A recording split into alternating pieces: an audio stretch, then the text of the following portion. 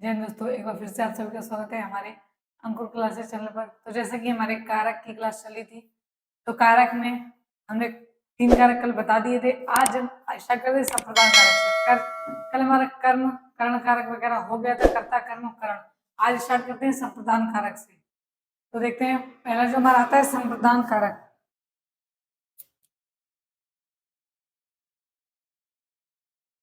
संप्रदान कारक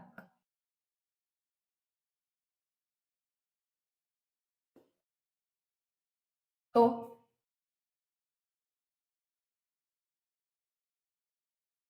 संप्रदान कारक पहला था ना, संप्रदान कारक। तो संप्रदान कारक किसे कहते हैं, इसकी डिफरेंस तो जिसके लिए क्रिया की जाती है, जिसके लिए क्रिया की जाती है उसे संप्रदान कारक कहते हैं। तो पहला पॉइंट इसके लिए क्या बनता है कि जिसके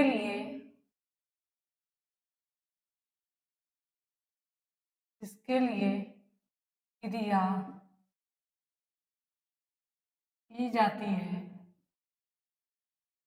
जिसके लिए क्रिया की जाती है उसे संप्रदान कारक कहते हैं। की जाती है उसे संप्रदान कारक कहते हैं। संप्रदान कारक कहते हैं। तो पहला पॉइंट क्या बना कि जिसके लिए क्रिया की जाती है उसे संप्रदान कारक कहते हैं। इससे अगला पॉइंट बनता है कि जो वस्तु हमेशा हमेशा के लिए, जो वस्तु हमेशा हमेशा के लिए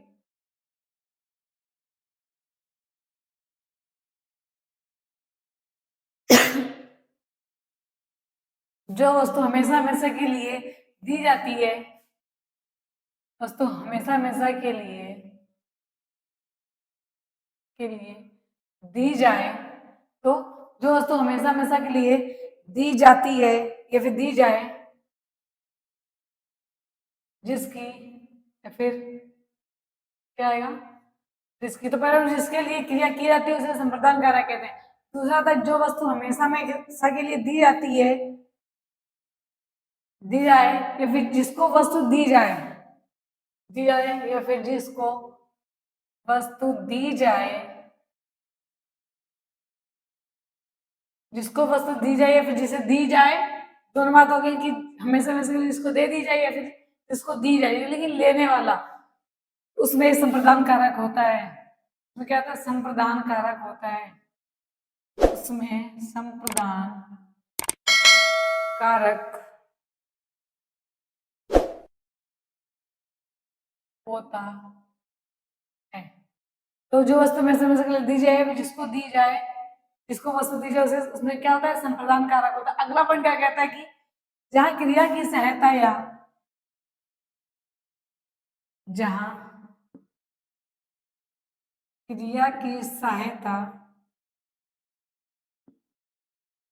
जहां क्रिया की सहायता या मदद की जाए, जहां क्रिया की सहायता या मदद की जाए, वहां संप्रदान कारक होता है। वहां संप्रदान कारक होता है। तो जहां क्रिया की सहायता की जाए, सहायता या फिर मदद की जाए, वहां क्या, तो वहां हमारा संप्रदान कारक होता है। अगला था कि इसमें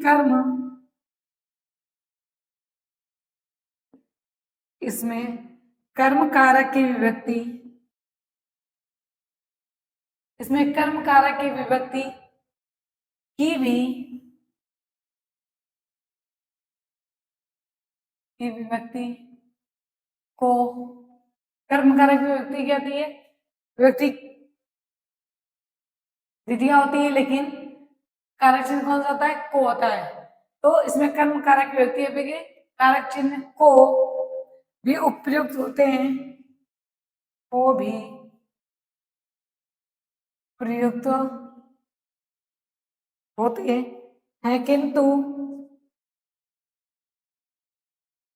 किंतु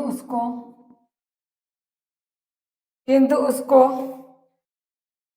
अर्थ के लिए, इसमें कर्म कारक व्यक्ति को भी प्रयुक्त होते, किंतु उसके अर्थ के लिए किंतु उसके अर्थ के लिए, अर्थ के लिए भी ही होता है।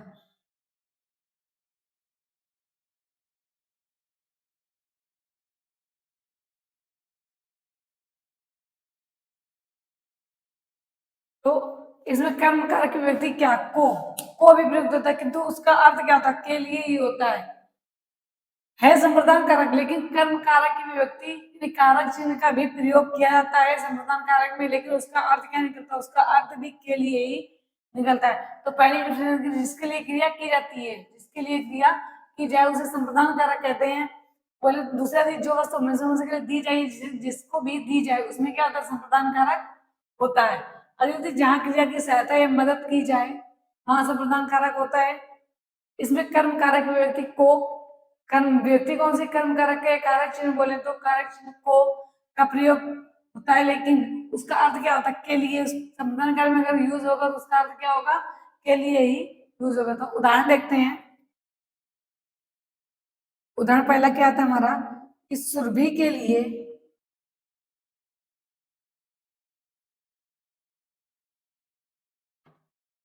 कि सुरभि भाई के लिए, भाई के लिए मिठाई लाती है। सुरभि भाई के लिए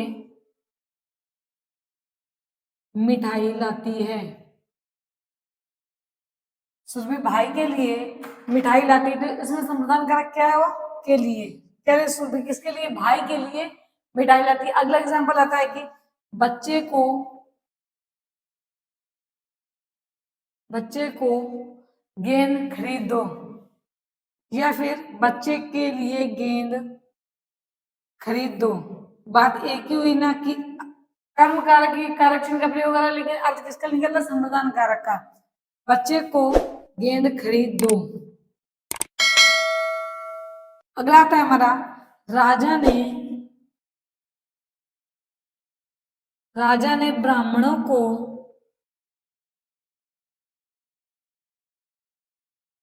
राजा ने ब्राह्मणों को गाय, राजा ने ब्राह्मणों को गाय दान में दी, दान में दी। तो यहाँ को किसका प्रयोग कर रहा है, के लिए। इसका अर्थ क्या निकल रहा है, क्या के लिए, राजा ने ब्राह्मणों के लिए गाय दान में दी। तो इतना नोट डाउन कर लीजिए।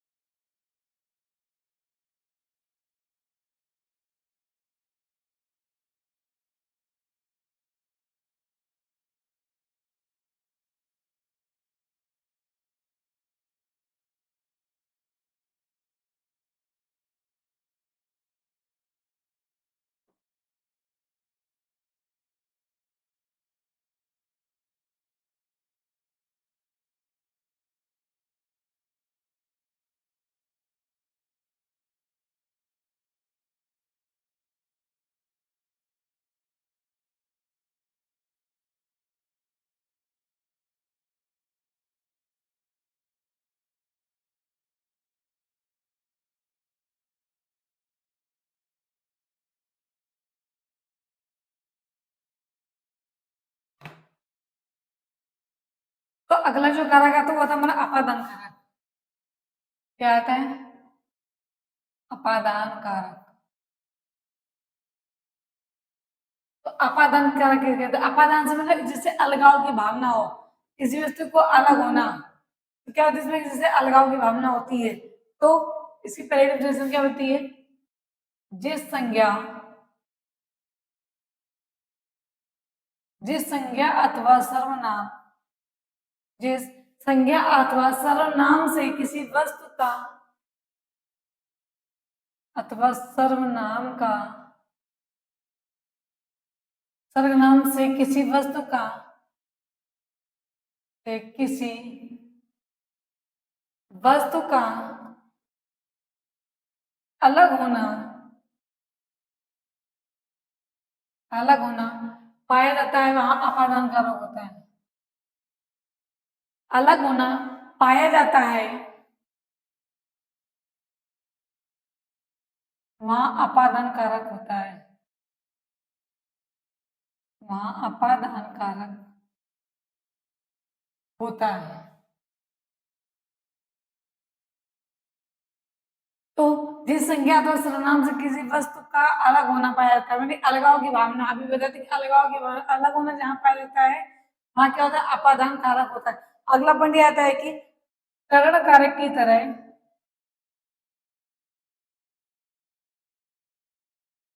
करण कारक की तरह, करण कारक की तरह इसकी भी व्यक्ति से, इसकी की भी विभक्ति से, तो क्या होती है, तो करण कारक की तरह इसकी भी विभक्ति से, अर्थात किंतु करण में, किंतु किंतु करण में, किंतु करण में इसका अर्थ क्या होता है, किंतु करण में इसका अर्थ सहायता,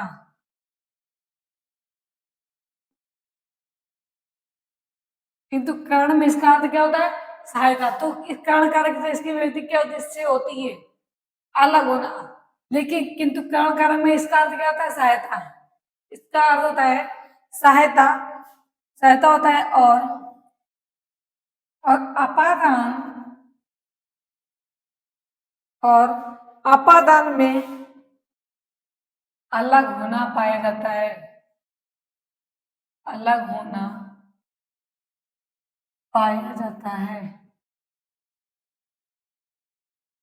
अलग होना पाया जाता है। तो कर्ण कारक में इसकी वृद्धि से होती है, लेकिन किंतु कर्ण कारक में इसका अर्थ क्या निकलता है, सहायता के लिए।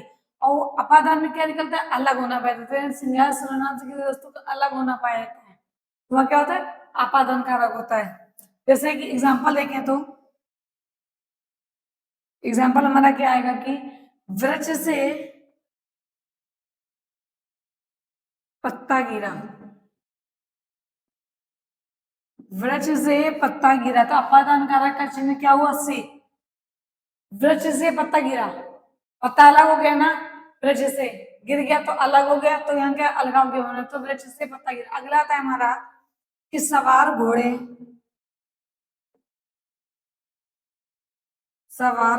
से गिरा, सवार घोड़े से गिरा। तो इसमें सवार जो चला रहा है, सवार, वो घोड़े से गिरा तो घोड़े से अलग हो गया।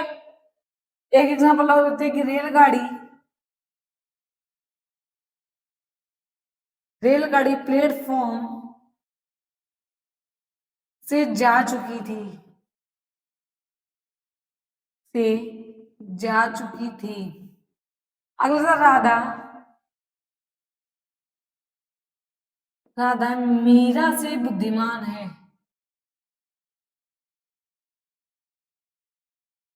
राधा मीरा से बुद्धिमान है। तो ये क्या होता है, यहाँ तुलना बोला भी हो सकता है कि राधा क्या है, मीरा से बुद्धिमान है। कौन, राधा। तो इतना नोट डाउन कर लीजिए।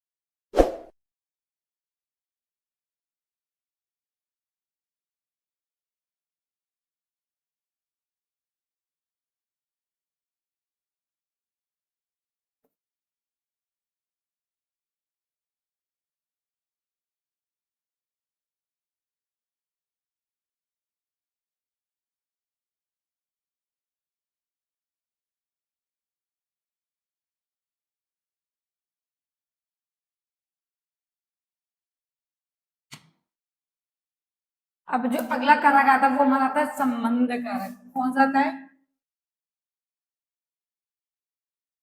संबंध कारक। तो संबंध कारक किसे कहते हैं? तो संज्ञा अथवा सर्वनाम के जिस रूप से, या संज्ञा अथवा सर्वनाम के जिस रूप से उसका दूसरे शब्दों के साथ संबंध प्रकट हो, उसे क्या कहते हैं? संबंध कारक। इतनी सरल सी डिफिनेशन क्या? सही, संज्ञा अथवा सर्वनाम के, संज्ञा अथवा सर्वनाम के जिस रूप से, जिस रूप से उसका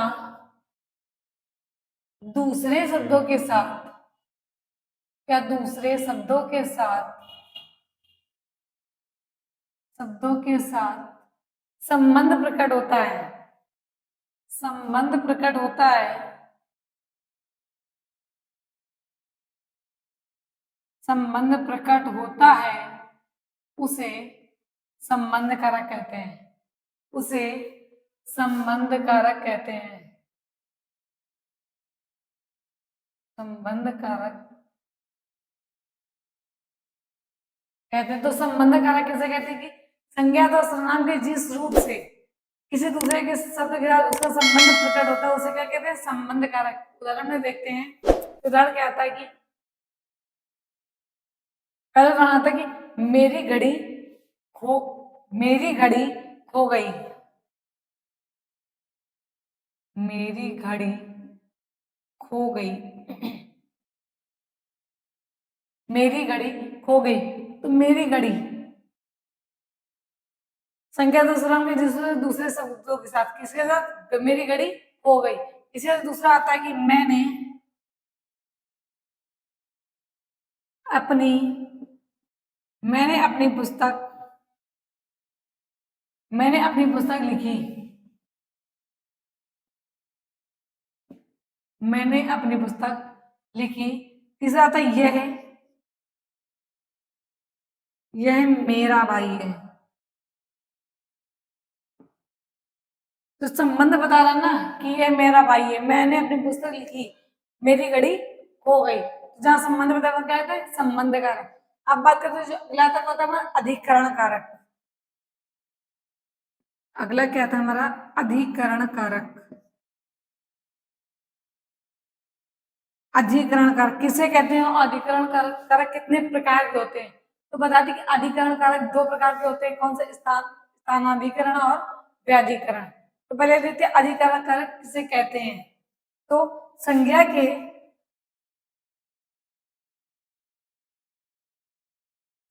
के जिस रूप से क्रिया के संज्ञा के जिस रूप से क्रिया के आधार का क्रिया के आधार का बोध हो, उसे अधिकरण कारक कहते हैं। क्रिया के आधार का बोध हो, उसे अधिकरण कारक कहते हैं। अधिकरण कारक कहते हैं। तो संज्ञा के जिस रूप से क्रिया के आधार का बोध हो, उसे क्या कहते हैं? अधिकरण कारक कहते हैं। ये कितने प्रकार के होते हैं? तो दो प्रकार के होते हैं। अधिकरण कारक दो प्रकार के होते हैं। कौन कौन से होते हैं वो भी देख लेते हैं। तो पहला जो आता है वो आता है हमारे स्थानाधिकरण।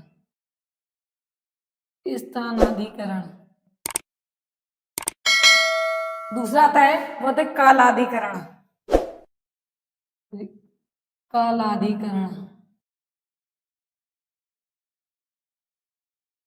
स्थानाधिकरण और होता है कालाधिकरण। तो स्थानाधिकरण में क्या होता है देखते हैं। तो जैसे हो गया स्थान, जैसे रजिस्टर, क्या हो गया? रजिस्टर।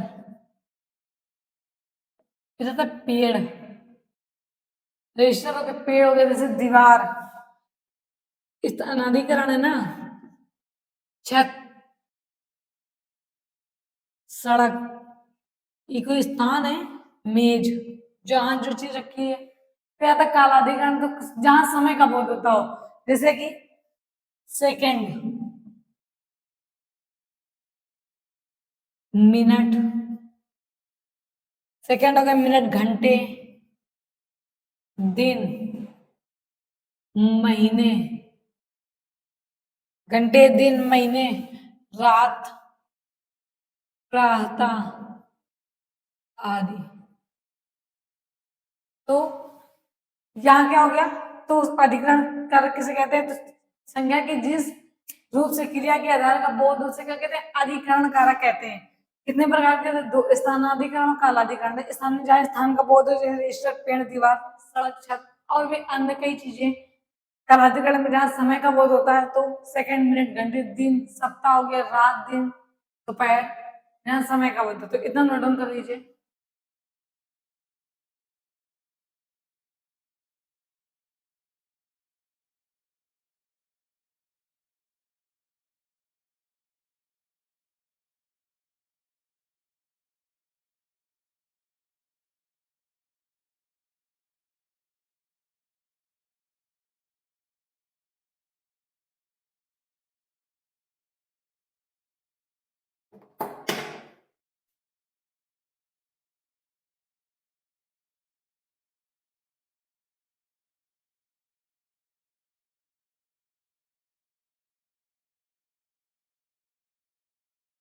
जैसे अगर इसका एग्जांपल लेंगे तो क्या होगा, जैसा कि है कि वर्ण कि मेज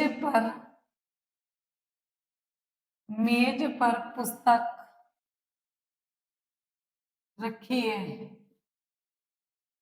क्या है, तो मेज पर पुस्तक रखी है, तो यहाँ क्या है, मेज पर अधिकरण कारक का कारक चिन्ह क्या होता है, मे पे पर, तो कहा मेज पर पुस्तक रखी है ना, स्थान निश्चित है उसका ना, मेज पर पुस्तक रखी है। अगला आता है कि मैं चंद मिनट में, मैं चंद मिनट में आ रहा हूं, मैं चंद मिनट में आ रहा हूं। तीसरा उदाहरण आता है कि आप प्रातः आ जाना, आप प्रातः आ जाना, आ जाना, तो आप प्रातः आ जाना, इस तरह के एग्जाम्पल है। तो अब लास्ट जो कारक आता है वो आता है संबोधन कारक प्रथमा विभक्ति। कौन सा आएगा, संबोधन कारक प्रथमा विभक्ति।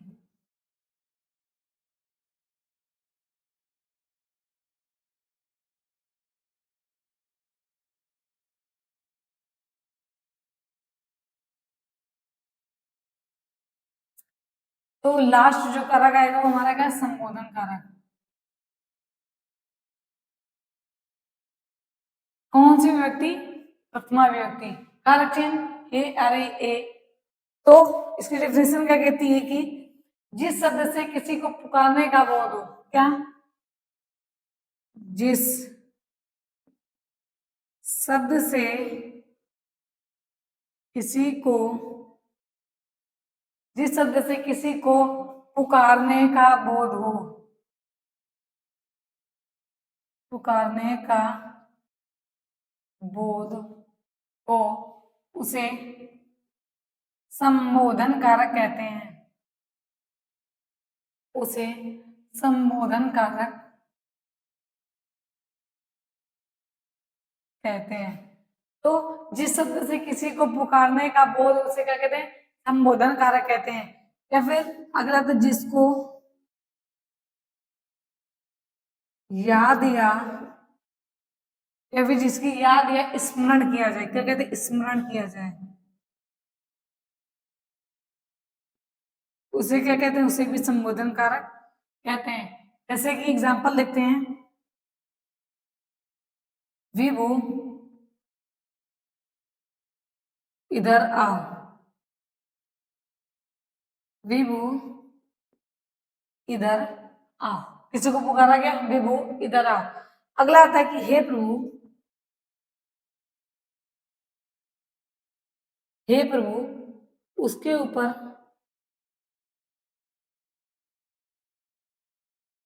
हे प्रभु उसके ऊपर कृपा करना।